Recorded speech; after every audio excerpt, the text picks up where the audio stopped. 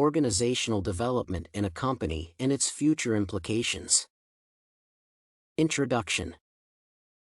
Organizational development, OD, is of high importance for every company that strives to improve organizational effectiveness, maximize employee potential, and quickly adapt to industry changes. According to Anderson, OD is the process of increasing organizational effectiveness and facilitating personal and organizational change through the use of interventions driven by social and behavioral science knowledge. In other words, OD is an evidence-based and structured process that aims to build the firm's capacity to change structures, strategies, and processes. Modern economic, technological, workforce, and organizational trends provide challenges to classic OD. Manuti et al. State that human capital, a company's intangible asset, remains the most valuable one even in the world of fast technology development and ongoing innovation. OD practitioners should address new working modalities with specific approaches and strategies to achieve competitive advantage. Although companies change how they operate and organize rapidly, OD remains an essential part of management theory and practice.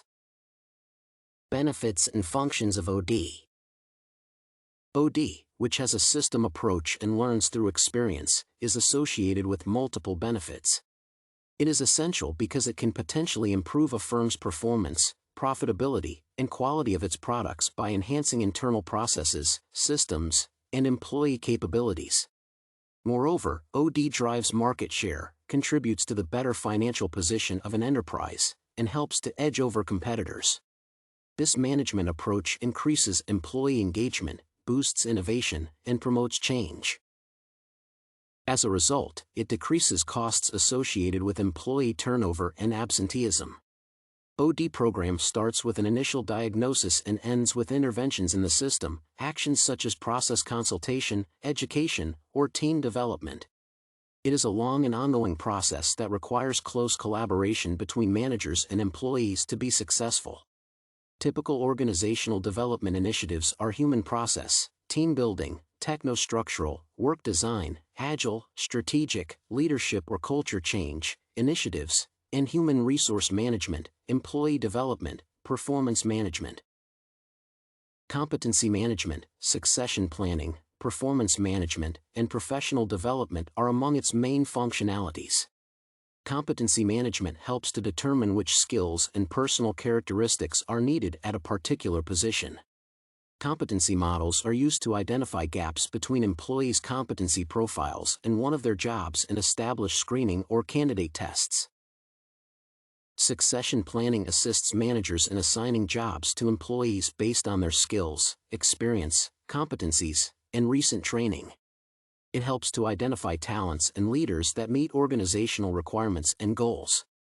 Performance management, as the OD function, uses review software to assess employee performance and salary data.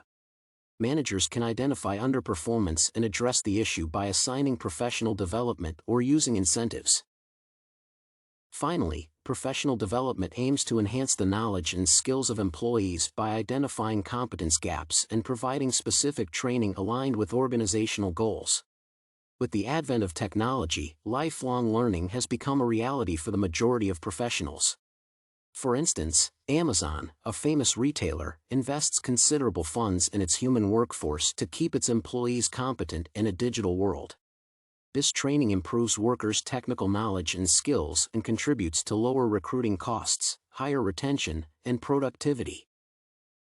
Future implications.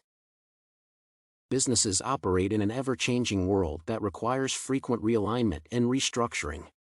Modern management trends, technologies, and industry transformations result in new forms of organizing that undermine the classical OD effectiveness.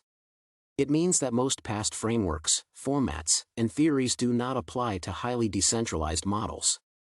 For instance, improving leadership within a structure with no single boss is more complicated. In such cases, OD practitioners will need to develop a new toolbox and make OD an integral part of the organization's business functions. It would not be possible just to pass the initiatives along the chain of command. It appears that OD and HR departments will continue to merge in the near future, blurring the difference between their functions.